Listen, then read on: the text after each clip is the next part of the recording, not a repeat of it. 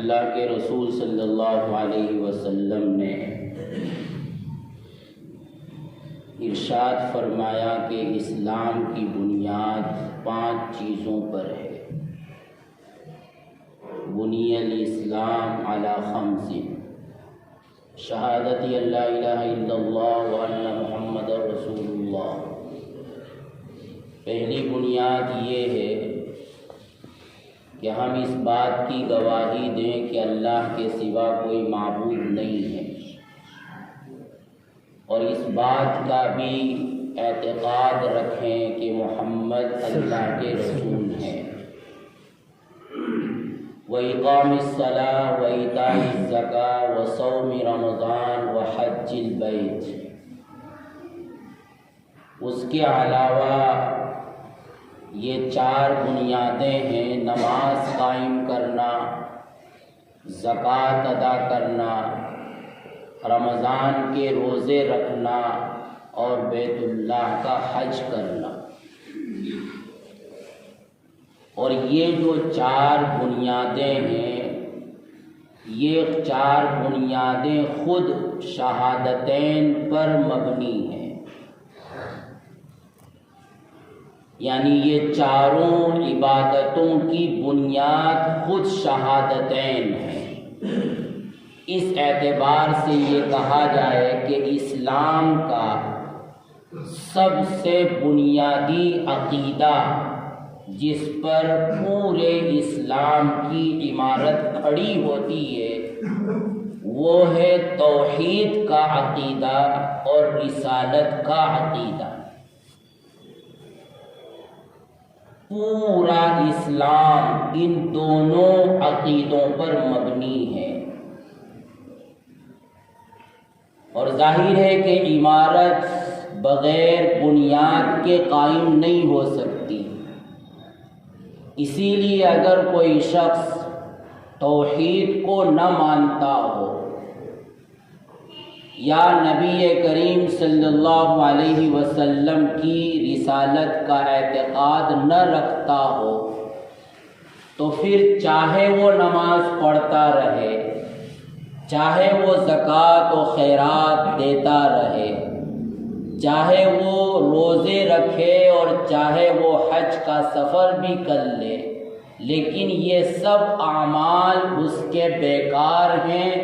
اس کا کسی درجے میں اللہ کے یہاں کوئی بھی اعتبار نہیں، کیونکہ بنیاد عقیدہ توحید اور عقیدہ رسالت ہے۔ اور اسی لیے ایک شخص اگر ان دونوں بنیادوں پر قائم ہو تو وہ ایک نہ ایک دن ضرور اللہ کے یہاں نجات پائے گا، کیونکہ بنیاد موجود ہے، چاہے اس نے کوئی عمل نہ کیا ہو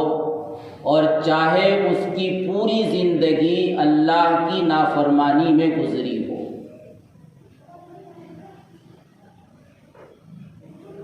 اور ان دونوں عقیدوں میں، عقیدہ توحید اور عقیدہ رسالت میں، دیگر تمام عقیدے داخل ہیں۔ قرآن کو اللہ کی کتاب ماننا، دنیا کے فانی ہونے کا اعتقاد رکھنا، مرنے کے بعد دوبارہ زندہ ہونے پر یقین رکھنا، اور قیامت کے قائم ہونے پر یقین رکھنا، حساب و کتاب پر یقین رکھنا، جزا و سزا پر یقین رکھنا، جنت و دوزخ پر یقین رکھنا، وغیرہ وغیرہ جتنے بھی اسلام کے عقائد ہیں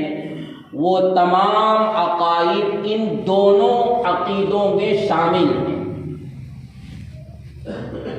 کیونکہ رسول پر اعتقاد رکھنے کا مطلب یہ ہے کہ رسول نے دین کے حوالے سے جو کچھ بھی ہم کو کہا ہے اور جو کچھ بھی ہم کو بتلایا ہے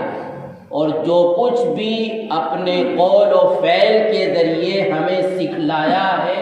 اس کے حق ہونے کا اعتقاد رکھنا۔ لہذا اس میں قرآن بھی شامل ہے، اس میں سنت بھی شامل ہے، اور قرآن و سنت میں جتنی بھی تفاصیل دین کے حوالے سے آئی ہے وہ تمام شامل ہیں۔ اسی عقیدہ رسالت میں ایک اہم عقیدہ ہے ختم نبوت کا عقیدہ، یعنی جہاں ہمیں یہ ماننا ضروری ہے کہ محمد صلی اللہ علیہ وسلم اللہ کے نبی ہیں، اللہ کے رسول ہیں، وہیں ہمارے لیے یہ ماننا بھی ضروری ہے کہ محمد صلی اللہ علیہ وسلم دنیا میں آنے والے اللہ کے آخری نبی ہیں، آخری رسول ہیں، اور آپ کے بعد قیامت تک کوئی بھی رسول نہیں آئے گا، کوئی بھی نبی نہیں آئے گا۔ اسی لیے نبی کریم صلی اللہ علیہ وسلم کے اوصاف میں ایک اہم صفت یا آپ کے القاب میں ایک اہم لقب ہے خاتم النبیین، کہ آپ سب سے آخری نبی ہیں، اور ایسے آخری نبی ہیں کہ آپ کے بعد قیامت تک کوئی بھی نبی نہیں آئے۔ اور ایک روایت میں نبی کریم صلی اللہ علیہ وسلم نے اپنے ناموں کا تذکرہ کیا تو اپنا ایک نام ذکر کیا، عاقب۔ تو عاقب کا مطلب علماء نے یہ بیان کیا کہ سب سے پیچھے آنے والے، یعنی اس کے بعد کوئی بھی نبی ہونے کی حیثیت سے، رسول ہونے کی حیثیت سے نہیں آئے گا۔ اور یہ عقیدہ بہت واضح ہے، بہت صاف ستھرا ہے، اس میں کسی طرح کی کوئی پیچیدگی نہیں ہے۔ اس لیے دنیا میں جہاں کہیں بھی اور جو کوئی بھی اور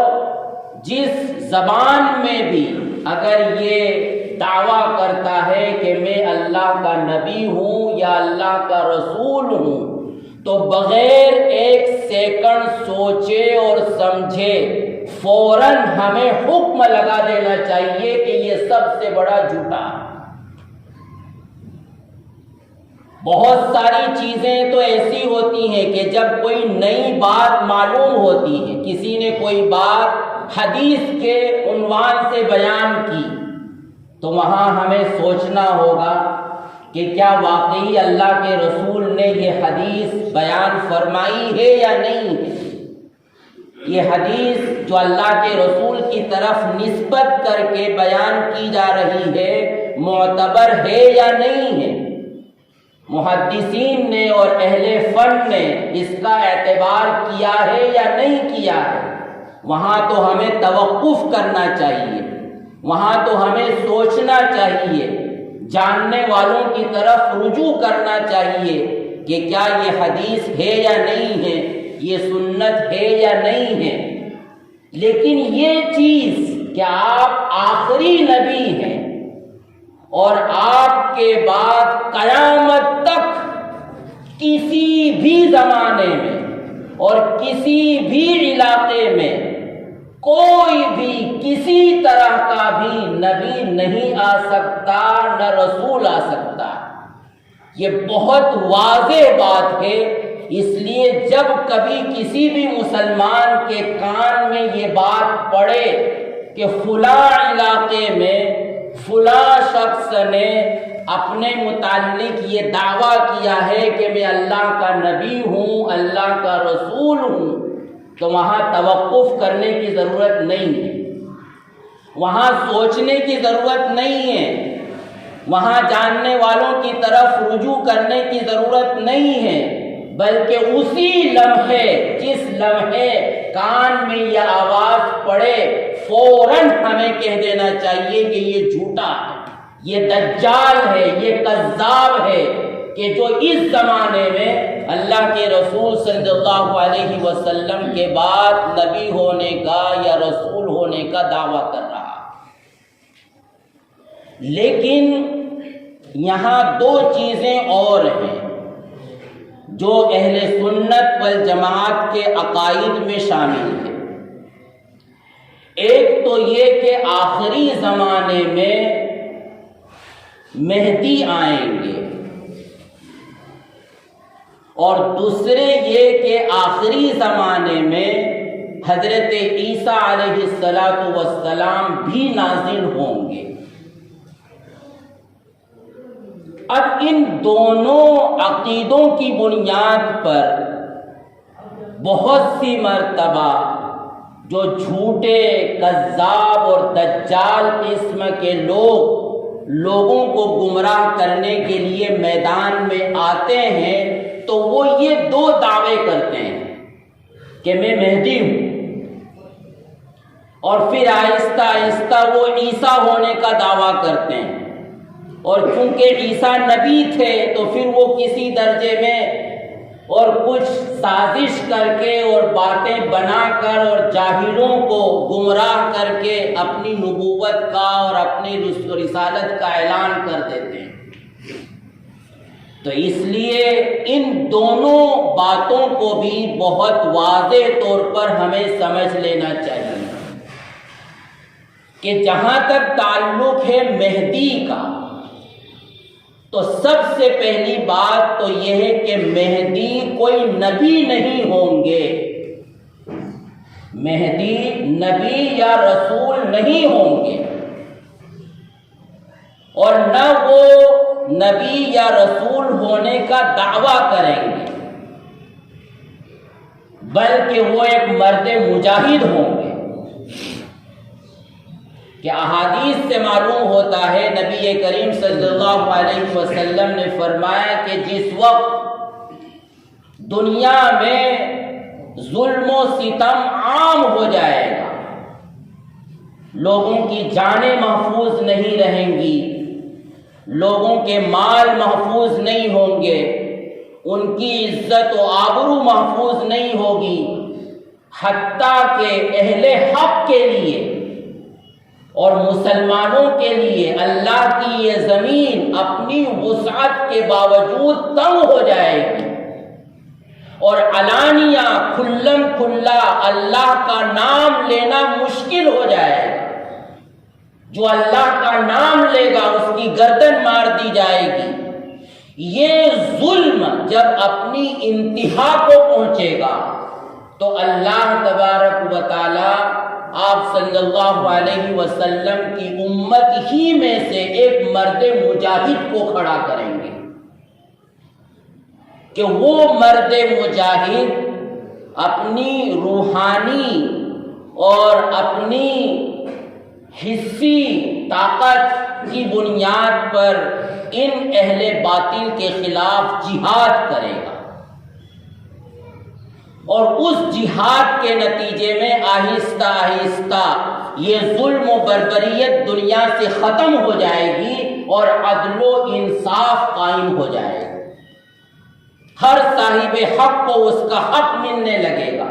کسی کی حق تلفی نہیں ہوگی۔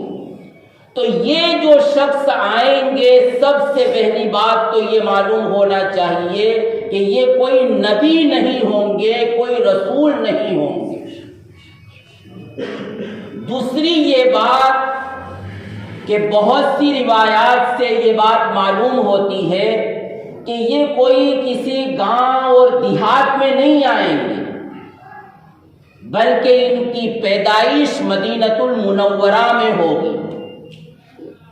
اور سب سے پہلے ان کو پہچانا جائے گا مکہ المکرمہ میں۔ لہذا ہندوستان کے کسی دیہات کا کوئی آدمی یا پاکستان کے کسی علاقے کا کوئی آدمی یا دنیا کے کسی بھی گاؤں اور دیہات اور شہر کا کوئی آدمی اپنے متعلق مہدی ہونے کا دعویٰ کرے تو لا محالہ وہ جھوٹا ہے، کیونکہ سب سے پہلے مہدی ہونے کی حیثیت سے پہچانے جائیں گے مکہ المکرمہ میں طواف کرتے ہوئے کعبۃ اللہ کے دروازے اور حجر اسود کے درمیان، وہاں وہ پہچانے جائیں گے، وہاں ان کا ظہور ہوگا، لوگ ان کو پہچانیں گے کہ یہ ہے وہ مرد مجاہد جن کے متعلق نبی کریم صلی اللہ علیہ وسلم نے پیشین گوئی فرمائی۔ لہذا دربھنگا کا رہنے والا کوئی شکیل بن حنیف اپنے متعلق یہ دعویٰ کرے کہ میں مہدی ہوں، عیسیٰ ہوں، تو سمجھ میں نہیں آتا کہ کتنی ہماری جہالت ہے کہ ہم اس کے پیچھے چلنے کے لیے تیار ہو جاتے ہیں، اور خاص طور پر وہ طبقہ کہ جو کسی درجے میں دیندار کہلاتا ہے، جو کرتا پاجامہ اور ٹوپی پہنتا اور دین کے بہت سے کام بھی کرتا ہے، نمازوں کا بھی پابند ہے، لیکن ایسے لوگ بھی ایسے جھوٹوں کے جھانسوں میں آ رہے ہیں۔ بنیاد یہ ہے کہ ان کو اسلام کی بنیادی باتوں کا علم نہیں، دینداری ہے لیکن رسمی دینداری ہے، دینداری ہے لیکن فقط چل چلاؤ کا کام ہے، دیکھا دیکھی کا کام ہے، لیکن حقیقی جو دین ہونا چاہیے، دین کی جو سمجھ ہونا چاہیے، دین کی جو بنیادی باتیں ایک مسلمان کو مسلمان ہونے کی حیثیت سے معلوم ہونا چاہیے، وہ معلوم نہیں ہے۔ تو وہ ہر کسی کو جو کسی بھی طرح آدمی کو متاثر کر دے تو اس کے پیچھے چلنے کو تیار ہو جاتے ہیں۔ حالانکہ احادیث میں اللہ کے رسول صلی اللہ علیہ وسلم نے امت کو کسی بھی موقع کے لیے بغیر رہبری کے نہیں چھوڑا۔ آپ نے تمام فتنوں کے متعلق نشاندہی کر دی۔ اگر ہمیں وہ احادیث معلوم ہو تو ہم ان فتنوں کو پہچان سکتے ہیں، ہمیں دین کی صحیح سمجھ ہو تو ہم اس دین کی سمجھ کی بنیاد پر حق اور باطل کے درمیان، صحیح اور غلط کے درمیان تمیز کر سکتے ہیں۔ لیکن المیہ یہ ہے، افسوس یہ ہے کہ ہمارا جو دیندار طبقہ ہے وہ بھی دین کی بنیادی باتوں سے واقف نہیں۔ تو مہدی کے متعلق سب سے پہلی بات تو یہ۔ دوسری بات یہ ہے کہ اللہ کے رسول نے یہ واضح کیا ہے کہ وہ میرے خاندان میں سے ہوں گے، رجل من اہل بیتی، میرے خاندان میں سے ہوں گے۔ روایات سے معلوم ہوتا ہے کہ وہ حضرت حسن کی اولاد میں سے ہوں گے، بعض روایات سے معلوم ہوتا ہے کہ وہ حسین کی اولاد میں سے ہوں گے۔ علماء نے دونوں کے درمیان یہ جمع کیا ہے کہ باپ کے اعتبار سے وہ حسنی ہوں گے اور ماں کے اعتبار سے وہ حسینی ہوں گے۔ پھر آپ نے یہ بھی واضح کر دیا کہ یواطئ اسمہ اسمی، کہ ان کا نام میرے نام کے برابر ہو، میرے نام کے موافق ہوگا۔ یعنی آپ کا نام اگر محمد تھا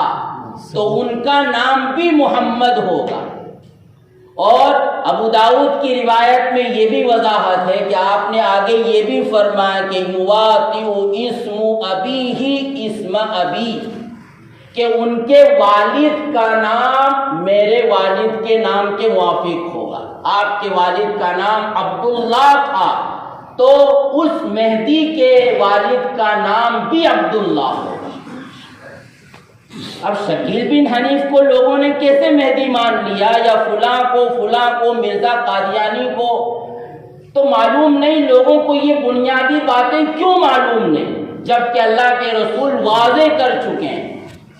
کہ وہ میرے خاندان میں سے ہوں گے، ان کا نام میرے نام کے موافق ہوگا،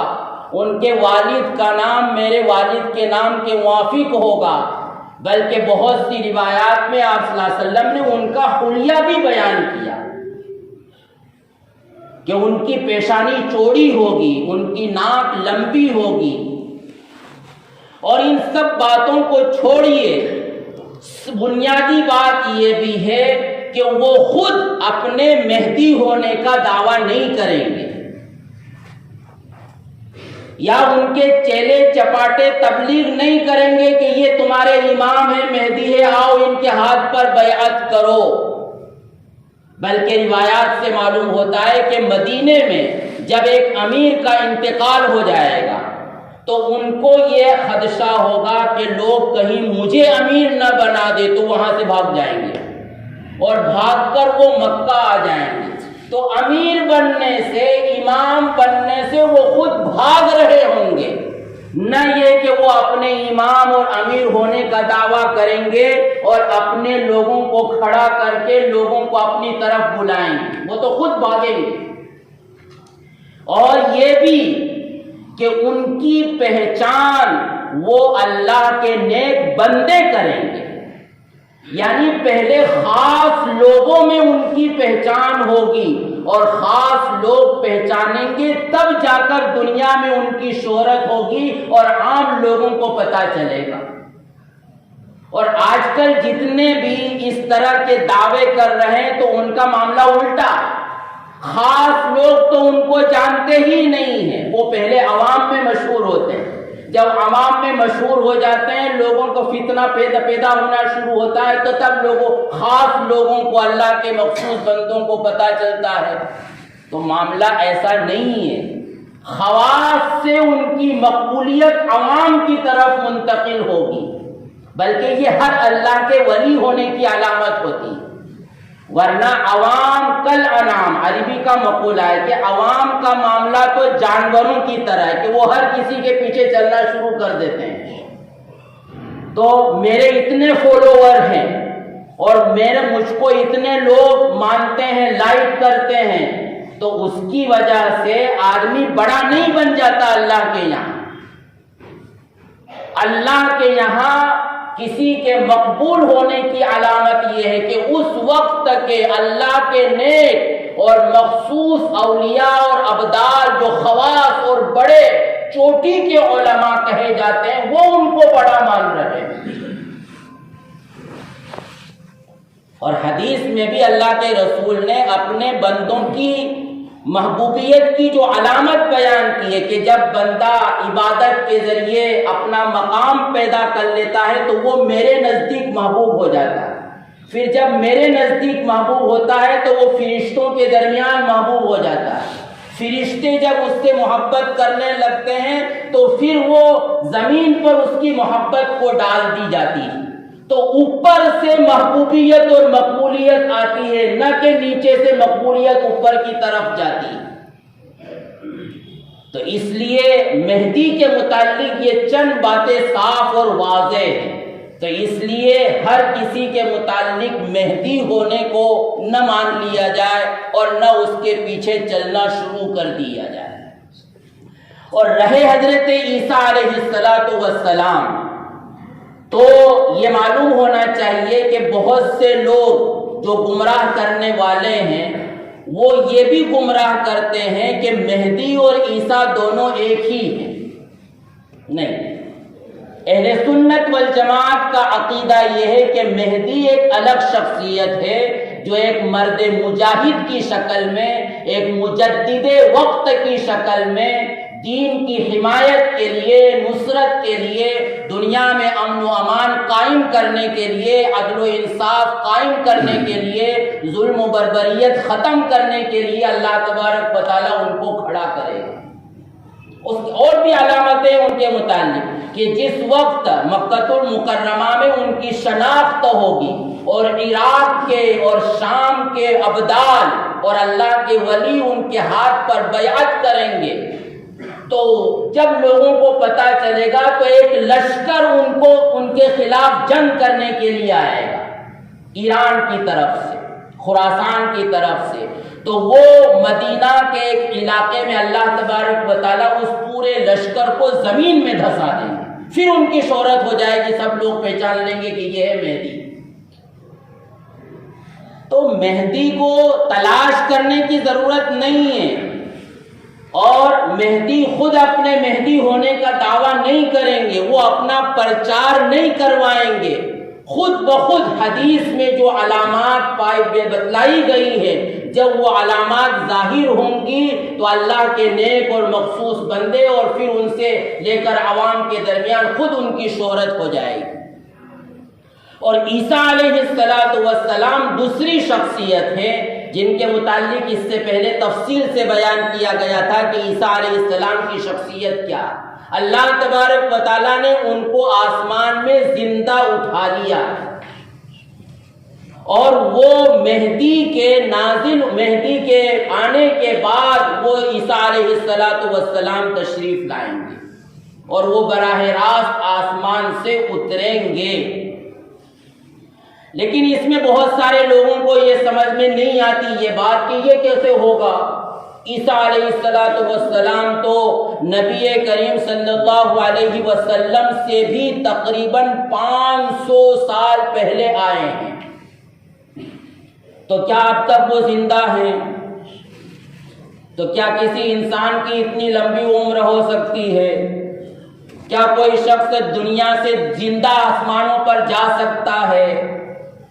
اور وہ آسمان سے اتر بھی سکتا ہے اور پھر وہ آئے گا اور نکاح بھی کرے گا اور اس کی اولاد بھی ہوگی اور پھر وہ اپنی طبعی موت مرے گا؟ یہ کیسے ہو سکتا ہے؟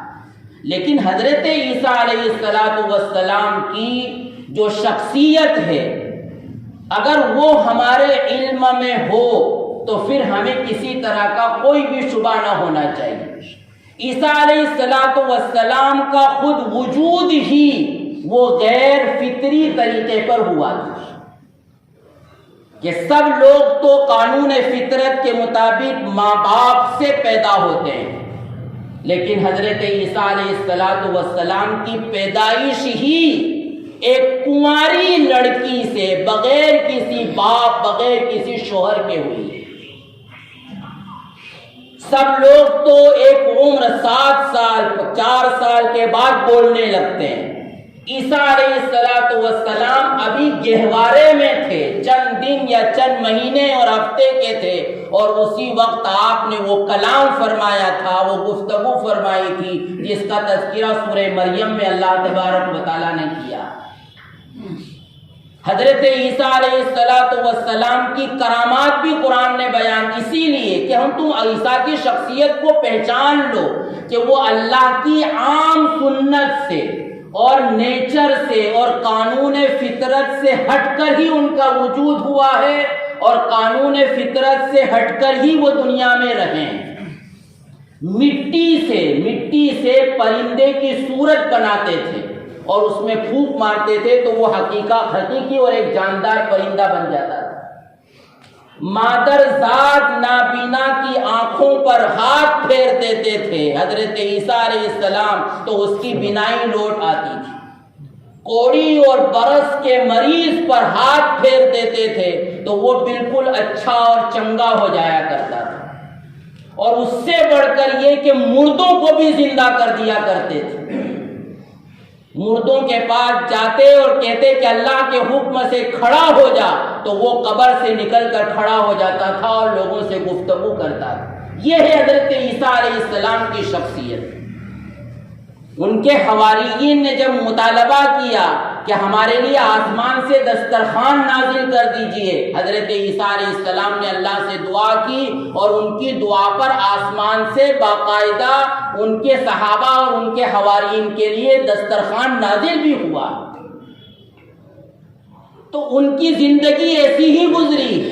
اور اللہ تبارک و تعالیٰ نے ان کو زندہ آسمان پر اٹھایا ہے۔ تو اس لیے اگر وہ دنیا میں دوبارہ آئیں تو اس میں کوئی بھی ایسی چیز نہیں ہے جبکہ ہم اللہ کی قدرت کا بھی اعتقاد رکھتے ہیں کہ اللہ قادر مطلق ہے۔ دنیا جس نہج سے چل رہی ہے یا جس قانون فطرت کے تابع بن چکی ہے، ظاہر ہے کہ اللہ تبارک و تعالیٰ خود اس قانون فطرت کا خالق ہے۔ وہ جب چاہے اپنے قانون فطرت کو بدل سکتا ہے، اور اس دنیا کی یہ خصوصیت ہے کہ یہاں آدمی زیادہ جی نہیں سکتا، یہاں رہ کر وہ کھانے کا پینے کا محتاج ہوتا ہے، یہاں رہ کر وہ بیمار پڑتا ہے، یہاں رہ کر وہ بوڑھا ہوتا ہے۔ لیکن ظاہر ہے کہ حضرت عیسیٰ علیہ السلام اس وقت اس دنیا میں نہیں ہے، اس وقت وہ ہماری دنیا میں نہیں ہے. جب ہماری دنیا میں نہیں ہے تو ہم اپنی دنیا پر ان کے حالات کو قیاس نہ کریں کہ وہ اتنے زمانے تک کیسے زندہ رہ سکتے ہیں, وہ کہاں سے کھاتے ہوں گے, کہاں سے پیتے ہوں گے. وہ اس دنیا میں ہے ہی نہیں اس وقت. تو ظاہر ہے کہ اس دنیا کی خصوصیات اور ان دنیا کے حوائج کی ان کو ضرورت بھی نہیں. تو بہرحال حضرت عیسیٰ علیہ السلام نازل ہوں گے, لیکن وہ بھی نبی ہونے کی حیثیت سے نازل نہیں ہوں گے. ایک عادل اور ایک منصف بادشاہ ہونے کی حیثیت سے آئیں گے, اور ان کا جو اصل مشن ہوگا وہ دجال کو قتل کرنا ہوگا, اور دنیا سے ظلم کو, کفر کو, شرک کو, یہودیت کو, نصرانیت کو اور اسلام کے علاوہ تمام مذاہب باطلہ کو ختم کرنا ہوگا. تو بہرحال یہ چند بنیادی باتیں ہیں جو ہمیں ذہن میں رہنا چاہیے, اور ہر کسی کی بات کو مان کر اس کے فتنے کا شکار ہونے سے اپنے آپ کو بچانا چاہیے. اللہ تعالی ہمیں ہر قسم کے فتنوں سے محفوظ فرمائے, ایمان پر ہمارا خاتمہ